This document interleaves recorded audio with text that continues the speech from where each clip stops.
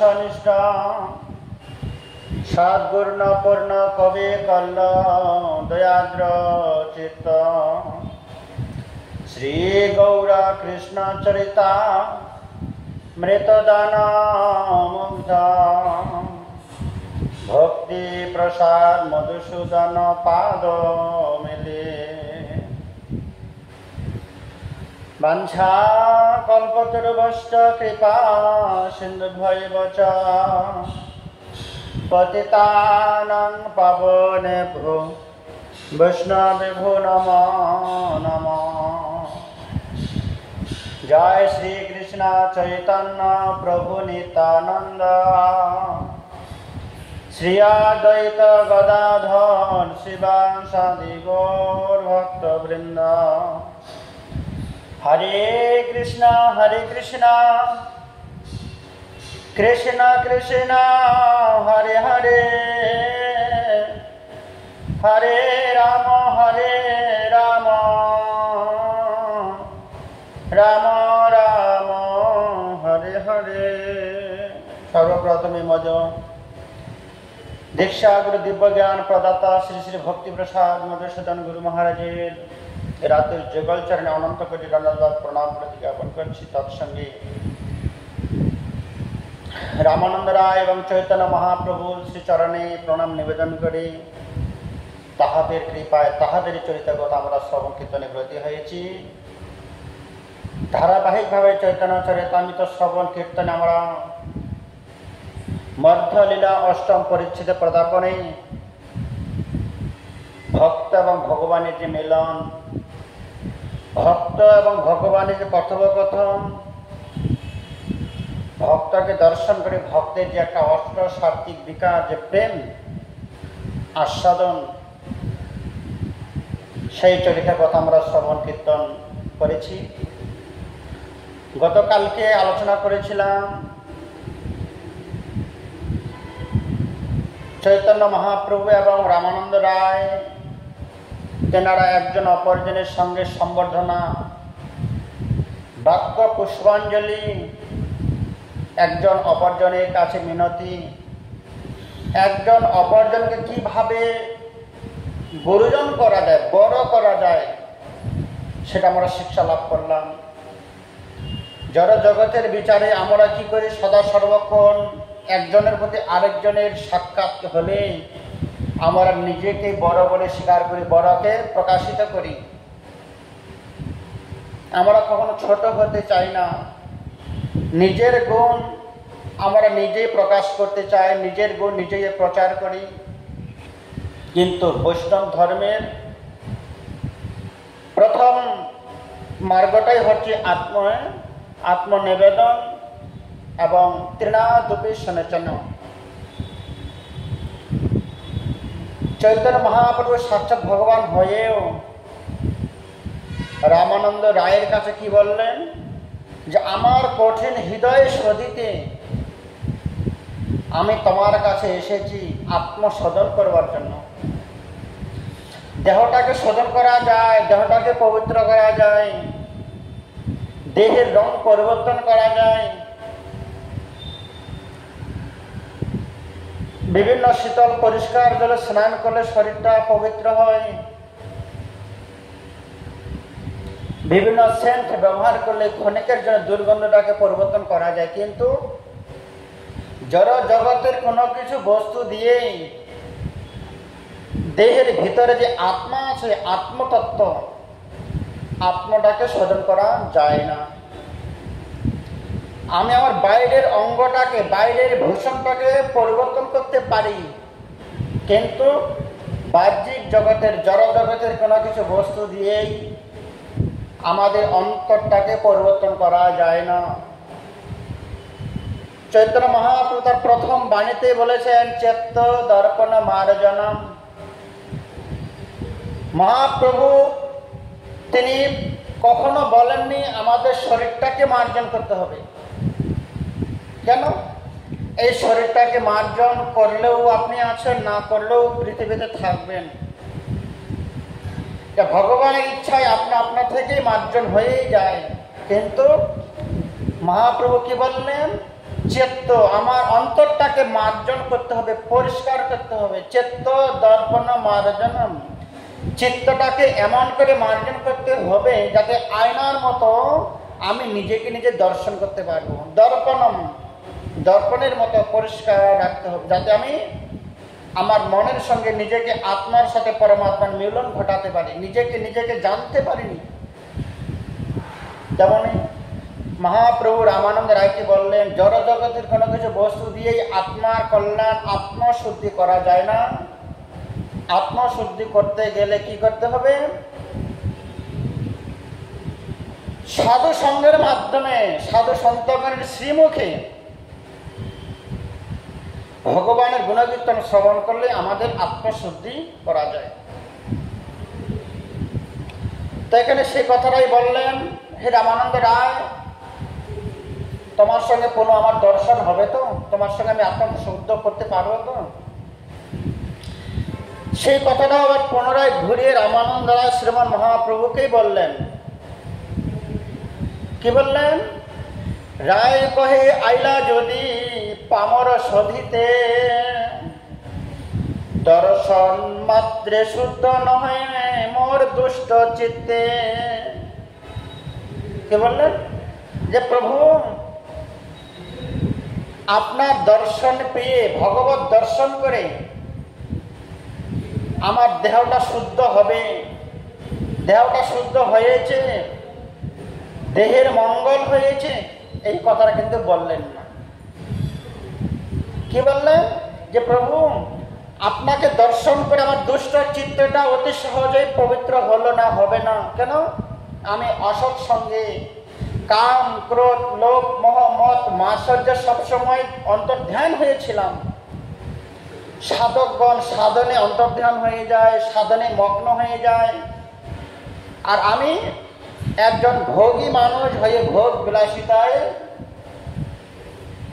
আচ্ছন্ন হয়েছিলাম, মগ্ন হয়েছিলাম। এই দুষ্ট চিত্তটা সাময়িক কিছুক্ষণ দর্শন করে আমি আমার চিত্তটা পবিত্র হয়নি, শীতল হয়নি, পুষ্প সম কমল আমি করতে পারিনি। আপনি 5-7 দিন আমার কাছে থেকে আমাকে ঘষে মেজে পরিষ্কার করে আমার চিত্তটাকে শুদ্ধ করে আমার মনোময় মন্দিরে আপনি অবস্থান করুন, যাতে আমি সদা সর্বক্ষণ তোমার দর্শন করতে পারি। কোথায়? মনোময় মন্দির থেকে। দিন 5-7 রহি করহ মার্জন, তবে শুদ্ধ হয় মোর এই দুষ্ট মন। আপনি 5-7 দিন থেকে আমার দুষ্ট মনটাকে পবিত্র করে স্বচ্ছ পরিষ্কার করে দিন। যদ্যপি বিচ্ছেদ দুহার সহন না যায়, তথাপি দণ্ডবত করি চলিলা রাম রায়। সন্ধ্যা হয়ে এসছেন, এদিকে কোন একটা বৈষ্ণব ব্রাহ্মণ মহাপ্রভুকে নিমন্ত্রণ করেছেন যে প্রভু, সারাদিন অতিবাহিত হয়ে গেছে, আপনি প্রসাদ সেবা করেননি, আপনি আমার বাড়িতে চলুন, নিমন্ত্রণ গ্রহণ করুন। সেই কথা শ্রবণ করে রামানন্দ রায়ের ইচ্ছা নেই মহাপ্রভুকে ছেড়ে বাড়িতে যাওয়া, তার গৃহে যাওয়ার জন্য, কিন্তু যেতে হচ্ছে। অনেক কষ্ট করে, মনে কষ্ট নিয়ে রামানন্দ রায় মহাপ্রভুর শ্রীচরণে প্রণাম নিবেদন করলেন। নম মহাবদান্নায় কৃষ্ণ প্রেম প্রদায়তে, কৃষ্ণায় শ্রীকৃষ্ণায় চৈতন্য নাম্নে গৌরতিষে নমঃ। কৃষ্ণায় কৃষ্ণ চৈতন্য নাম নিয়ে গৌরতিষে নমঃ। যে সাক্ষাৎ ভগবান শ্রীকৃষ্ণ মহাপ্রেম, মহাবদান্য হয়ে, মহাদাতা হয়ে জগতে এলেন, সেই শ্রীকৃষ্ণ চৈতন্য মহাপ্রভু শ্রীচরণ বন্দনা করে আমি খুব বিচ্ছেদ বেদনা নিয়ে আমি আমার গৃহে পদার্পণ করছি। 2 জনার উৎকণ্ঠায় প্রভু যায় সেই বিপ্র ঘরে ভিক্ষা কইল। 2 জনার উৎকণ্ঠায় আসি সন্ধ্যা হইল। উৎকণ্ঠায়, আবেগে, লালসা, কখন রামানন্দ রায় আসবে। রামানন্দ রায়ের লালসা মহাপ্রভু কখন আমাকে ডাকবেন, কখন সন্ধ্যাবেলায় আসবো। মহাপ্রভু সে ব্রাহ্মণের ঘরে অন্ন সেবা গ্রহণ করতে গেলেও মনে প্রাণে অন্নটা গ্রহণ করতে পারছেন না। সদা সর্বক্ষণ মনে হচ্ছে এই অন্ন গ্রহণ, অন্ন সেবা আমি অনেক কাল করেছি, আগামীতেও করব, কিন্তু ভক্তের সান্নিধ্যে এসে যতটুক পারি ভক্তের সঙ্গ করে ভগবত চিত্তটাকে, আমার দুষ্ট চিত্তটাকে শোধন করতে পারি। উৎকণ্ঠা কখন আসবে, কখন আসবে। প্রভু স্নান কৃত করি আছেন বসিয়া, এক ভৃত্য সঙ্গে রায় মিলিলায় আসিয়া। ওইদিকে রামানন্দ রায় উৎকণ্ঠা, কখন প্রভুর শ্রীচরণে যাব। মহাপ্রভু সন্ধ্যাবেলায় স্নান করে অপেক্ষা করছেন। রামানন্দ রায় একজন ব্রাহ্মণকে সঙ্গে করে মহাপ্রভুর কাছে এলেন। নমস্কার করল রায়, প্রভু করল আলিঙ্গন, দুইজনে কৃষ্ণ কথা কহে সে স্থানে। কোথায় এলেন? সেই বাড়ি ছেড়ে যে বৃক্ষতলে মহাপ্রভু এসে বিশ্রাম করেছিলেন গোদাবরী নদীর তীরে, সেই গোদাবরী নদীর তীরে এই যে বৃক্ষটা আছে, বৃক্ষতলায় মহাপ্রভু আবার সন্ধ্যাবেলা এসে অবস্থান করলেন। আর রামানন্দ রায় সে বৃক্ষ নিচে এসে মহাপ্রভু দণ্ডবত প্রণাম করে একজন অপরের সঙ্গে আলোচনা করছেন। প্রভু জিজ্ঞাসা করলেন, রামানন্দ বাড়িতে গিয়ে কি সেবা করা হলো, কি সেবা হলো, কি ক্রাস কার্য হলো, সংসার পরিবার পরিজন কি আছে, কেমন আছে, এসব কথা কিন্তু জিজ্ঞাসা করলেন না। কেন? এসব কথা হচ্ছে গ্রাম্য কথা। গ্রাম্য কথা আমরা যত আলোচনা করব ততটা আমাদের মূল্যবান সময় আমরা নষ্ট করব, অপব্যয় করব। সেদিন মহাপ্রভুর সঙ্গে সঙ্গে প্রশ্ন হল, প্রভু রামানন্দ রায়, প্রভু কহে পরশ্লোক সাধ্যের নির্ণয়, রায় কহে সর্বধর্মাচরণে বিষ্ণু ভক্তি হয়। মহাপ্রভুর অজানা কিছুই ছিল না, তিনি সাক্ষাৎ ভগবান। নবদ্বীপ লীলায় যখন বিদ্যা আরম্ভ করেছিলেন, বিদ্যার রস আস্বাদন করছিলেন, তখন বিদ্যা গ্রন্থের মধ্যে মাতা সরস্বতী অবস্থান করতেন। মাতা সরস্বতী মহাপ্রভু চরণ তলে অপেক্ষা করতেন। যে মাতা সরস্বতী মহাপ্রভুর মুখে অবস্থান করার সৌভাগ্য ছিল না, সামর্থ্য ছিল না, চরণ পদদশে থাকতেন, সেই মহাপ্রভু রামানন্দ রায়কে প্রশ্ন করছে, রায় আমি তো নবীন সন্ন্যাসী, মায়াবাদী সন্ন্যাসী, আমাদের আরাধ্য বস্তু কি, সাধন বস্তু কি, আমরা কি করে সাধন করব, কিভাবে সাধন করব, এসব কথাকে মহাপ্রভু জানতেন না? জানতেন, তথাপিও বলে ভক্তের মুখে কৃষ্ণ কথা, ভক্তের কবিত্ব ভগবানের সন্তুষ্টি লাভ করেন। যেমন ভগবান শ্রীকৃষ্ণ পিতামা ভীষ্মের কাছে গিয়ে তত্ত্বকথা, ভগবত কথা শ্রবণ করেছেন। ভগবানের কি অভাব ছিল? ভগবানের কোনো কি অজানা ছিল না, অজ্ঞানতা ছিল না ভগবান শ্রীকৃষ্ণের? তথাপিও পঞ্চ পাণ্ডবদেরকে সঙ্গে করে ভগবান শ্রীকৃষ্ণ নিজেই পিতামা ভীষ্মের কাছে গিয়ে তত্ত্বকথা, বেদজ্ঞ কথা, বেদ বাক্য, বেদের বাণী শ্রবণ করতে গেলেন। কেন? ভক্তের মান বাড়াবার জন্য। আমরা কি করে সদা সর্বক্ষণ অপর ব্যক্তিকে ছোট করে, ডাউন করে, তাকে লাঞ্ছিত করে নিজেকে প্রতিষ্ঠিত করতে যাই, নিজেকে বড় মনে করি। কিন্তু মহাপ্রভু কি করলেন? নিজেকে ছোট করে তার ভক্তকে, ভক্তের মান বৃদ্ধি করলেন, ভক্তকে প্রকাশ করতে গেলেন, যেটা আমাদের পক্ষে এখনো সম্ভব হয় না। নিজের স্বার্থ চরিতার্থ করার জন্য, নিজের ভোগ বিলাসিতার জন্য, নিজের মান মর্যাদাকে বাড়িয়ে তোলার জন্য আমরা দ্বিতীয় ব্যক্তিকে ছোট করতে, অপমান করতে, তাকে লাঞ্ছিত, তাদের নামে বদনাম, কিভাবে তাকে ডাউন করানো যায়, নিম্নগামী করানো যায়, সেটা জগতের সেবার জন্য হলে মানান ছিল। কিন্তু জগতে দেশের কল্যাণের জন্য নয়, নিজের স্বার্থের জন্য, আমরা নিজের স্বার্থ চরিতার্থ করার জন্য অপর একজন ব্যক্তিকে মৃত্যুর পথে ছেড়ে দিতে আমরা কোনো দ্বিধাগ্রস্ত হই না। কিন্তু মহাপ্রভু কি বললেন, এ ভক্ত রামানন্দ, আমি কিছুই জানি না। আজকে ভক্তের মান বাড়াবার জন্য মহাপ্রভু প্রশ্ন করছেন ছাত্রের মতো, শিশুর মতো, রায় আমাদের সাধন বস্তু কি, আমরা কি সাধন করব? রায় প্রভু কহে, কহ রায়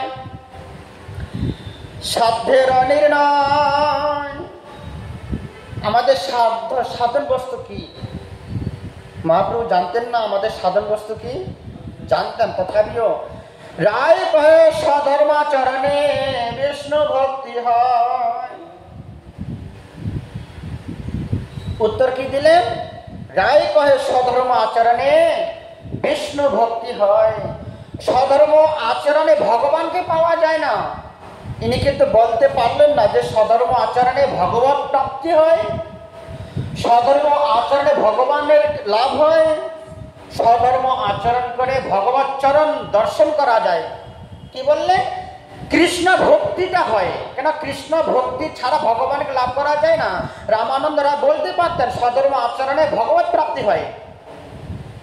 তিনি কি বললেন যে প্রভু স্বধর্ম আচরণে বিষ্ণু ভক্তিটা উদয় হয় অন্তরে। কেন? স্বধর্ম আচরণ করে ভগবানকে লাভ করা যায় না। মহাপ্রভু সেটা বিচার করলেন, এটা গ্রহণ করার সমর্থন যে রায় স্বধর্ম আচরণ মানে নিজের ধর্ম, চোরের ধর্ম চুরি করা, ডাকাতের ধর্ম ডাকাতি করা, যে কসাই ধর্ম কসাইগিরি করা, মাংস কাটা, তাদেরটাও স্বধর্ম আচরণ নিজের ধর্ম। তাহলে যে চোর চুরি করা তার ধর্ম, সে চুরি করলে কি তার বিষ্ণু ভক্তি হবে? একজন কসাই, একজন ডাকাত, তাদের কর্ম চুরি করা, ডাকাতি করা, তাদের ধর্ম যদি তারা পালন করে তাদের কি বিষ্ণু ভক্তি হবে, কৃষ্ণ ভক্তি হবে? তারা কোনোদিন ভগবানের ভক্তে আসতে পারবে? মহাপ্রভু প্রশ্ন করলেন, রায় তুমি তো বললে যে স্বধর্ম আচরণ করলে বিষ্ণু ভক্তি হবে। স্বধর্ম মানে তো অনেক কিছু ধর্ম আছে, মনোধর্ম আছে, জীবের ধর্ম আছে, হাজার হাজার মানুষের রুচি আলাদা আলাদা, তাদের ধর্ম আলাদা আলাদা, তার চারিত্রিক আলাদা আলাদা। মহাপ্রভুর যুক্তিতে রামানন্দের রায়ের উত্তর তার যুক্তি পরিবর্তন করতে বাধ্য হতে হলো। সত্যি তো, একদম চোরের ধর্ম চুরি করা, সে যদি সারাটা জীবন চুরি করে সে তো কোনোদিন ভক্ত হতে পারবে না। তাহলে কি করতে হবে? মহাপ্রভুর প্রশ্নে এখানে আবার বললেন, এখানে শুধু চোর ডাকাতের কথা হলো, এখানে বর্ণাশ্রম। কে বললেন? বর্ণাশ্রম চরবর্তং পুরুষন পর অপমান বিষ্ণুর আরাধ্যতে পন্থা নামত্তত্ব শোক কারণম। পরমেশ্বর বিষ্ণু বর্ণ ধর্ম এবং আশ্রম ধর্মের আচার যুক্ত পুরুষ কর্তৃক আরাধিত হন।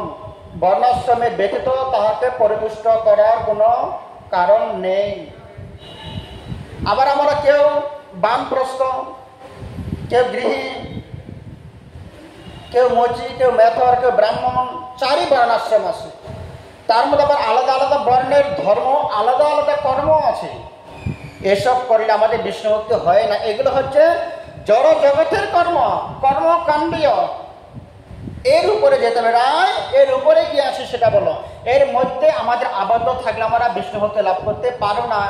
প্রভু কহে ইহ বাহ্য আগে কহবা, রায় কহে কৃষ্ণ কর্মার্পণ সর্বসাধ্য। মহাপ্রভু বললেন রায় এটা মানা যাবে না। এর উপরে আর কি আছে? ভগবত প্রাপ্তি হওয়ার, কৃষ্ণ ভক্তি লাভ করার আর কি আছে? রায় কহে কৃষ্ণ কর্মার্পণ। কারণ ভগবান শ্রীকৃষ্ণ গীতায় বলেছেন যৎ করাসি যস্নাহাসি জহসু দদাসি যৎ পশি কন্তয় তৎকৃষ্ণ মদার্পণম। কৃষ্ণ ভগবান বলেছেন তোমরা যা কিছুই করো, যা আহার করো, বিহার করো, ভজন করো, অর্থ আস্তি, ঘর বাড়ি জীবন যৌবন চাকরি বাকরি যা কিছুই করো না কেন, সব কিছুই আমাকে অর্পণ করো। সব কিছু ভগবানের চরণে অর্পণ করলে আমাদের বিষ্ণু ভক্তি লাভ হবে। মহাপ্রভু আমাদের সৎকর্ম, অসৎকর্ম, অপকর্ম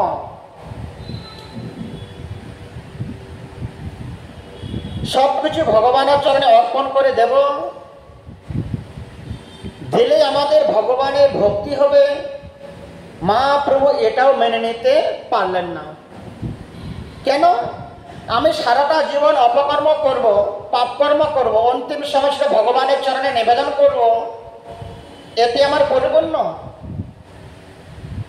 মহাপ্রভু এটা মেনে নিতে পারলেন। রায় ইহ বাহ্য আগে কহবা, এটাও হবে না। এর উপরে কি আছে? কে বললেন? প্রভু কহে ইহ বাহ্য আগে কহবা, রায় কয়ে সধর্মতে এই সদশা। কে বললেন? ধর্মশাস্ত্রে আমি ভগবান যা ধর্ম বলিয়া আদেশ করিয়াছি, তাহা গুরু দোষ বিচার পূর্বক সেই সকল ধর্ম প্রবৃত্তি ছাড়িয়া যিনি আমাকে ভজন করেন তিনি সর্বকৃষ্ট সাধু। ভগবান বেদের মধ্যে কি করতে বললেন? রামানন্দ রায় বললেন যদি সেটাও যদি না হয় প্রভু, তাহলে কি হবে? স্বধর্ম ত্যাগ। আমার যে ধর্ম আছে, বেদের ধর্ম, শাস্ত্রের ধর্ম, এই ধর্মটা আমি ত্যাগ করে দেব। তাহলে কেন? সবকিছু ত্যাগ করতে বলেছেন ভগবান কৃষ্ণ। তোমার মধ্যে যা কিছু আছে, কি বললেন? সর্বধর্মান পরিত্যজ্য মামেকং শরণং ব্রজ, অহং ত্বং সর্বপাপেভ্যো মোক্ষয়ামি মা শুচা। তাহলে আমার কি কর্ম, আমার কি জাতি, আমি কি কুল, সংসারী না গৃহী না বানপ্রস্থী না সন্ন্যাসী, আমার মনোধর্ম, বাহ্যিক ধর্ম, জগতের ধর্ম সব কিছু আমি পরিত্যাগ করে দিব। কেন? ভগবান বলেছে তুমি সব কিছু পরিত্যাগ করে আমার চরণে শরণাপন্ন হও, আমি তোমাকে সর্বদিক থেকে রক্ষা করবো। হে অর্জুন, তুমি সব কিছু নিজের বিচার বিবেচনা, নিজের ভালো মন্দ সবকিছু পরিত্যাগ করে আমার শরণাপন্ন হও। মামেকং শরণং ব্রজ, তুমি আমাকে শরণাপন্ন হও। আমি তাহলে কি করব? সবকিছু পরিত্যাগ করে ভগবানের শরণাপন্ন হব। এতে আমাদের সর্বশক্তি। মহাপ্রভু রামানন্দের এই উত্তরটাও মেনে নিতে পারলেন না। প্রভু কি করে সম্ভব? অন্তিম সময়ে ভগবানের চরণ শরণাপন্ন হলে কি সর্বসিদ্ধি হয়ে যায়? তাহলে তো মানুষ পাপ কর্ম করার স্পৃহা বেড়ে যাবে, সারা জীবন পাপ কর্ম করবো, অন্তিম সময়ে ভগবানের নাম করব। এতটাই সুযোগ ভগবানকে লাভ করার এতটাই সরল কি কখনো হতে পারে? প্রভু কহে ইহ বাহ্য আগে কহো, আর রায় কহে জ্ঞান মিশ্র ভক্তি সাধ্য। তখন কি বললেন? এটাও যদি না হয় তাহলে জ্ঞান মিশ্র ভক্তি। জ্ঞান মিশ্র ভক্তি হলে ভগবানকে তো জানা যাবে, আমি তো জ্ঞানী। জ্ঞান মিশ্র ভক্তিটা কেমন? যারা জ্ঞানী তারা মনে করেন জগতে ব্রহ্ম, আমি নিজেও ব্রহ্ম, জগৎটাও নিত্য, আমিও নিত্য, পরিপূর্ণ জগৎটাই ব্রহ্মময়, আমি নিজেও ব্রহ্মময়। অন্তিম সময়ে আমি ভগবানের কাছে লীন হয়ে যাব। এই যে একটা জ্ঞান, জ্ঞানী মার্গে যারা ভক্ত তারা এটা মনে করেন।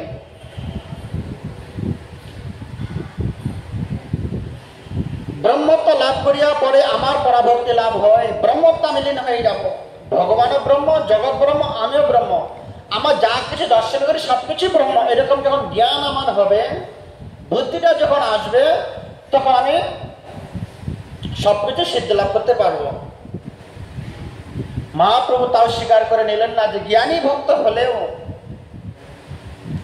ভগবত প্রাপ্তি, ভগবানের ভক্ত হওয়ার মতো পরিপূর্ণ সিদ্ধি লাভ করা যায় না। কেননা ইতিপূর্বে ভগবান শ্রীকৃষ্ণের সখা উদ্ধব মহারাজ তিনি জ্ঞানী ভক্ত ছিল। উদ্ধব সন্দেশ আমার যে যারা করেছেন, উদ্ধব মহারাজ শ্রীকৃষ্ণের মিত্র, মন্ত্রী, সখা। তিনি এতটা জ্ঞানী ভক্ত ছিল যে জগৎটাই ব্রহ্ম, ভগবান ব্রহ্ম, আমিও ব্রহ্ম।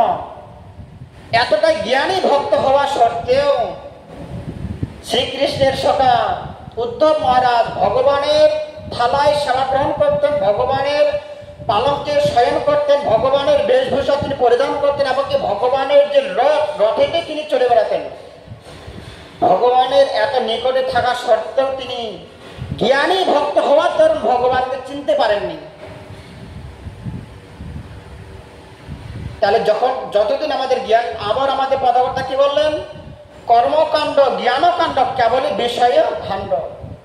যতদিন আমার মধ্যে জ্ঞান থাকবে, কর্মযোগ থাকবে, জ্ঞান যোগ থাকবে, ততদিন আমাদের পরিপূর্ণ ভক্ত হতে পারবো না। তাদের মধ্যে কিছুটা সূক্ষ্মভাবে জগতের বাসনা থেকেই থাকে।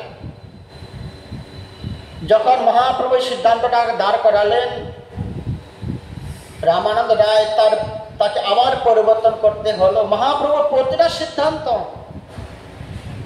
রামানন্দ রায়ের প্রতিটা প্রশ্নের উত্তর খণ্ডন হয়ে যাচ্ছে এখানে। কেন? সাক্ষাৎ ভগবান ভক্তের সঙ্গে আস্বাদন করছেন। মহাপ্রভু নিজে ভগবান হয়ে ভক্তের মান, মর্যাদা, সম্মান ভক্তকে প্রতিষ্ঠিত করার জন্য ভক্তের শ্রীমুখে তত্ত্বকথা শ্রবণ করছেন, যেটা জড় জগতে আমাদের মধ্যে খুব দুর্লভ। আমরা নিজেকে নিজে প্রতিষ্ঠিত করার জন্য কাউকে ছোট করতে দ্বিধা করি না, কিন্তু মহাপ্রভু সাক্ষাৎ ভগবান। সেই জন্য ভগবানের কাছে সমগ্র যশ, সমগ্র বৈরাগ্য, সমগ্র শ্রী, সমগ্র জ্ঞান সবকিছু পরিপূর্ণ আছে। সমগ্র ত্যাগ, ভগবান না কি না ত্যাগ করতে পারেন। তার মানে কি রামানন্দ রায়কে কি বলেছে প্রভু রামানন্দ, জ্ঞান নিষ্ঠা ভক্তি হলেও, জ্ঞানী ভক্ত হলেও পরিপূর্ণ ভক্ত হওয়া যায় না, ভগবত লাভ করা যায় না। কি হয়?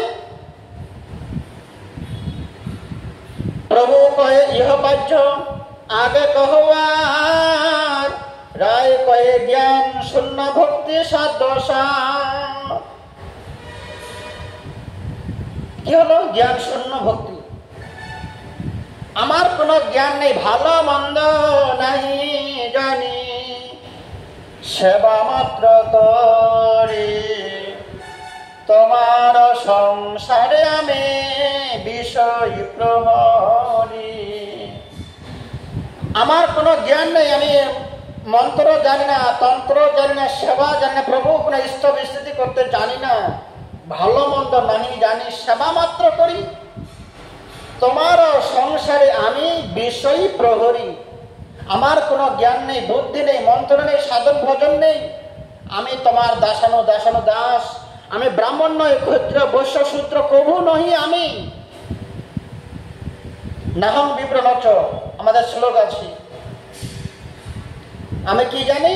আমি এটাই জানি, আমি ভগবানের দাসানো দাস, আমি সেবা মাত্র করি, আমার কোনো জ্ঞান নেই, জ্ঞান শূন্য আমি। এতক্ষণ পরে যখন নিজেকে ভগবানের শ্রীচরণে আনতে শুরু করলেন, আমি কিছুই জানি না, শুধু সেবা মাত্র করি, তখন মহাপ্রভু কি বললেন? প্রভু কহে ইহ হয়, একটু গ্রহণ করলেন, এটাই বাস্তব, আমার নিজস্ব বলতে কিছু নেই, আমার বলিতে প্রভু আর কিছু নাই, আমার বলিতে কিছুই নেই, আমি তো আমার নয়, আমার তো কেহ নেই, আমি তো নিজেরই নই, আমি নিজের শরীরটাকে আমি রক্ষা করতে পারি না, আমার বলতে কিছু নেই। আমি কার? আমি কেবল ভগবান শ্রীকৃষ্ণের দাসানো দাস, জ্ঞান শূন্য ভক্তি, আমার কোনো জ্ঞান নেই, জ্ঞানহীন, বুদ্ধিহীন, আমি শুধু ভগবানের চরণে দাসানো দাস। প্রভু কহে ইহ হয়। এতক্ষণ ভগবান গ্রহণ করছিলেন না, যখন ভগবানের চরণে শরণাপন্ন হলো তখন মহাপ্রভু গ্রহণ করলেন, এটা হয়, এটা মেনে নেওয়া যেতে পারে, স্বীকৃতি দিলেন। প্রভু কহে ইহ হয়, আগে কহবা রায় কহে প্রেম ভক্তি সর্বসাধ্য সার। গ্রহণ করলে এটা মানা যায় যে ভগবানের সেবা করব, কিন্তু আরো যুক্তি দাঁড় করাচ্ছেন মহাপ্রভু, আমি ভগবানের সেবাটা করব, কিন্তু সেবার মধ্যে অনেক পার্থক্য আছে। আমি কিভাবে সেবা করব, কৃষ্ণের সাথে আমার কি সম্বন্ধ, অভিযোগ প্রয়োজন। আমি তো ভগবানকে সব দিক দিয়ে সেবা করতে পারি না, কিভাবে তার সেবা করব। সেবার আমাদের যে সেবা অপরাধ, ধাম অপরাধ, আমাদের জেনে ভগবানের সেবা করতে হবে। ভগবানের সেবা করব, মহাপ্রভু গ্রহণ করলেন। কিভাবে করব? প্রেম ভক্তির মাধ্যমে। রায় কহে প্রেম ভক্তি সাধ্য সার। কৃষ্ণ ভক্তি রস ভাবিতামতি কীর্তন যদি কুতপি ন লভ্যতে তত্র লৌলমপি মূল্যমেক জন্ম কোটি সুকৃতি ন লভ্যতে। বলছেন কোটি কোটি জন্ম সুকৃতি দ্বারা যা পাওয়া যায় না, অথচ লোভ রূপ একটি মূল্য দিয়া যাহা পাওয়া যায়, এরও কৃষ্ণ ভক্তি রস ভাবিত মতে প্রাপ্ত হইলেও ক্রয় করে ফেল। আমি কৃষ্ণের সেবা করব, কৃষ্ণ নাম গুণকীর্তন শ্রবণ করব, কৃষ্ণের সঙ্গে প্রেম করব, এরকম যদি আমরা সৌভাগ্য লাভ করে পাওয়ার লোভ যুক্ত মূল্য দিয়ে, লোভ রূপ মূল্য দিয়ে আমাদেরকে ক্রয় করতে বলেছে। অতএব প্রভু ভগবানের সেবা করব, ভগবানের সঙ্গে প্রেম করব, প্রেমের মাধ্যমে ভগবানকে ভালোবাসবো, এটাই হচ্ছে সব থেকে সিদ্ধি প্রাপ্তির উপায়। মহাপ্রভু আরো আগিয়ে যেতে বলেন, প্রভু আমি ভগবানের সঙ্গে প্রেম করবো, ইহ হয়। ভগবানের সঙ্গে প্রেম করাতে এটা পরম্পরা কাজটা। কেন? জীবের সঙ্গে জীবের প্রেম হয় না, জীবের সঙ্গে জীবের দয়া হয়। জীবে দয়া জানে কৃষ্ণ অধিষ্ঠান, জীবের সঙ্গে দয়া করা যায়, কিন্তু প্রেম, প্রেম শব্দের অর্থ নির্মল্য ভাস্কর, কাম অন্ধতম, প্রেম নির্মল্য ভাস্কর। নির্মল্য ভাস্কর হতে গেলে তার মধ্যে আমাদের ক্রম সিঁড়ি আছে, মার্গ আছে। কিভাবে? প্রভু কহে ইহ হয়। প্রেম তো করবো, কিভাবে প্রেম করব? আমি এটা মেনে নিতে পারলাম, ইহ হয়। আগে কহ আর রায় কহে দাস্য প্রেম সর্বসাধ্য সার। মহাপ্রভু সিদ্ধান্ত দিয়ে কি বললেন? আমি প্রেম করব ভগবানের সঙ্গে। কিভাবে করব? রামানন্দ রায় বললেন দাস্য প্রেম সর্বসিদ্ধির সার, সর্বধর্মের সার দাস্য প্রেম। কি? তিনি ভগবান, আমি প্রভু, আমি তোমার দাসানুদাস, আমি তোমার চাকর, আমি কর্মচারী, আমি তোমার দ্বারের দ্বারী, আমি তোমার দাস হয়ে করজোরে প্রার্থনা করব, সর্বক্ষণ উদ্বিগ্ন হয়ে থাকবো যে প্রভু আমাকে আদেশ করুন, আমি তোমার সেবা করব, আমি আমার প্রভুর সেবা করব। এই যে দাস, দাস অভিমান, কৃষ্ণ দাস অভিমানে জিয়ানন্দ সিন্ধু কোটি ব্রহ্ম জন্ম নহে তার এক বিন্দু। কবিরাজ কাশী বর্ণনা করেছিলেন, রামানন্দ রায় মহাপ্রভুকে বলছেন প্রভু আমি কৃষ্ণ দাস।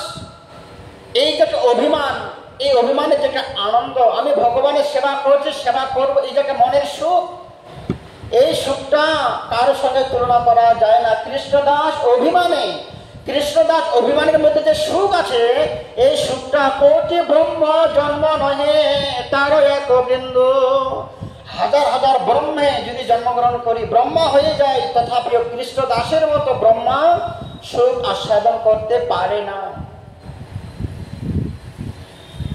এরপরে থেকেও আমরা সবাইকে ভগবানের দাস হতে মহাপ্রভু বললেন ইহ হয়, কিন্তু পরিপূর্ণ নয়। মহাপ্রভু সিদ্ধান্ত দিলেন আমি দাসানুদাস হয়ে, ভগবানের দাস হয়ে ভগবানের সেবা করব। এই দাসত্ব ভাব নিয়ে সেবা করতে গেলেও পরিপূর্ণ সেবাটা আমরা করতে পারবো না। এর মধ্যেও কিছু নেগেটিভ পয়েন্ট, একটু মাইনাস পয়েন্ট থেকেই যায়। কেন? আমি দাস, আমি প্রভুর সেবা করছি, আমার না কোনো অপরাধ হয়ে যায়, আমার না কোনো ভুল হয়ে যায়, কখনো যেন ভগবান আমার প্রতি বিমুখ না হয়ে যায়, আমার প্রতি অসন্তুষ্ট হয়ে যায়, কোনো অপরাধের ফলে আমি ভগবানের দাসত্ব থেকে যদি বঞ্চিত হয়ে যাই, দাসত্ব ভাব নিয়ে সেবা করলেও পরিপূর্ণভাবে মনের আনন্দে একজন দাস প্রভুর সেবা করতে পারি না, সদা সর্বক্ষণ সে ভয়ে ভীত হয়ে থাকে। আমি দাস, আমার কথাবার্তায় চাঞ্চল্যে, আমার ব্যবহারে যদি ভগবান অসন্তুষ্ট হয়ে যায়। আমরা দেখেছি বিভিন্ন গ্রন্থে অনেক বড় বড় দ্বারা ভগবানের দাস, নিত্য পার্শ্বদ, সাধন সিদ্ধা, নিত্য সিদ্ধা, তারাও বৈকুণ্ঠ থেকে বিচ্যুত হয়ে মর্তভূমিতে এসেছিলেন। জয় বিজয়, তারা ভগবানের দাস ছিল, তারাও নিম্নগামী হতে হলো। কেন? অপরাধ ছিল, ত্রুটি ছিল। তেমনই রামানন্দ, আমি দাসত্ব স্বীকার করে কৃষ্ণ দাস হয়ে ভগবানের সেবা করব, এটা মেনে নিতে পারলাম, কিন্তু পরিপূর্ণ নয়। ইহ বাহ্য আগে কহা, এটাও পরিপূর্ণ নয়। এর উপরে আর কি আছে ভগবত প্রাপ্তি হবার? রামানন্দরা অবাক হয়ে যাচ্ছেন, আমি কার সঙ্গে আলোচনা করছি, তার কি সিদ্ধান্ত, কি সিদ্ধান্তবিদ নিমাই পণ্ডিত। এইভাবে ক্রমে ক্রমে আলোচনা করতে করতে মহাপ্রভু তাকে কত দূরে, কোথায়, কি মার্গে, কোন পর্যায়ে নিয়ে যাবেন, এটা আমরা আবার আগামীকালকে শ্রবণ করব। আজকেই এটুকুই, আজকে রায় এবং রামানন্দের সংবাদ সম্বন্ধে আলোচনা। আমরা বেশি সময় নেব না, প্রতিদিন 30 মিনিট করেই সময় নেওয়া হয়। আপনারা ধৈর্য সহকারে শ্রবণ করবেন। তখন না হইল জন্ম, এবার দেহের কিবা কর্ম। বৃন্দাবন দাস ঠাকুর মহাশয় দুঃখ করে বলেছিলেন, তখন না হইল জন্ম।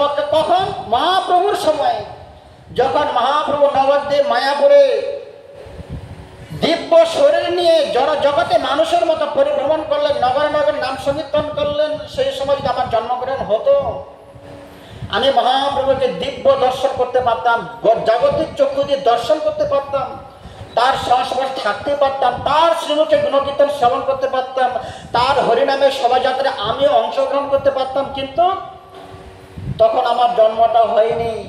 কে বলছেন? বৃন্দাবন দাস ঠাকুর মহাশয় দুঃখ করে বলছেন, তথাপি না তখন না হইল জন্ম, এবার দেহের কিবা কর্ম। এই দেহটার কি মূল্য আছে? এই দেহটা যদি তখন আসতো, মহাপ্রভুর সময় যদি আমি থাকতাম, মহাপ্রভুকে আমি দর্শন করতে পারতাম, তার মুখে হরিপদে শ্রবণ করতে পারতাম, তার চরণে একটা সেবা করার অধিকার থাকতো। কিন্তু সেই দিনে আমরা জন্মগ্রহণ করিনি। তথাপি আমাদের একটাই সৌভাগ্য আছে, বর্তমান সময় জন্মগ্রহণ করেও আমাদের চোখ, কর্ণ, নাসিকা সবকিছু ভগবান সুস্থ রেখেছে। তাকে দর্শন করতে না পারলেও আমরা বর্তমান সময়ে জন্মগ্রহণ করে তার গুণকীর্তন শ্রবণ করার সৌভাগ্য লাভ করেছি। আজকে মহাপ্রভু আমাদের মাঝে নেই, তার স্মৃতি কথা, তার বাণী সেবা, বিগ্রহ সেবা, মহাপ্রভুর আচরিত প্রচারিত ধর্ম গ্রহণ করে আমরা তার লীলা গুণকীর্তন শ্রবণ করার সৌভাগ্য পেয়েছি। এটা আমাদের অনেক সৌভাগ্য। তাকে দর্শন করিনি, কিন্তু তার নাম গুণকীর্তন, তার রূপ লীলা পরিকর আমরা শ্রবণ কীর্তন করে জীবন অতিবাহিত করতে পারছি। এটা হচ্ছে কম সৌভাগ্যের কথা।